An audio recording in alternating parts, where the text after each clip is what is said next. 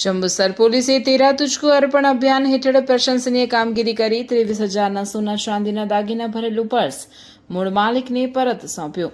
જંબુસર પોલીસે તેરા તુજકો અર્પણ અભિયાન અંતર્ગત વધુ એક પ્રશંસનીય કામગીરી કરી છે। ગણતરીના સમયમાં અંદાજે 23,000ની કિંમતના સોના ચાંદીના દાગીના ભરેલું પર્સ શોધી મૂળ માલિકને પરત આપતા પોલીસની કામગીરીને લોકો દ્વારા બિરદાવવામાં આવી રહી છે।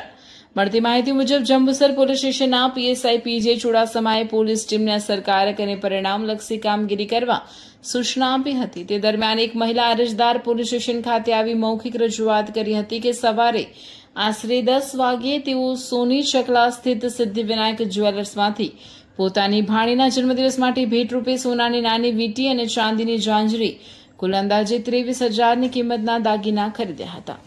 ત્યારબાદ તેઓ સ્વયંભૂ સોસાયટી જવા માટે સોની ચકલા પાસેથી રિક્ષામાં બેઠા હતા।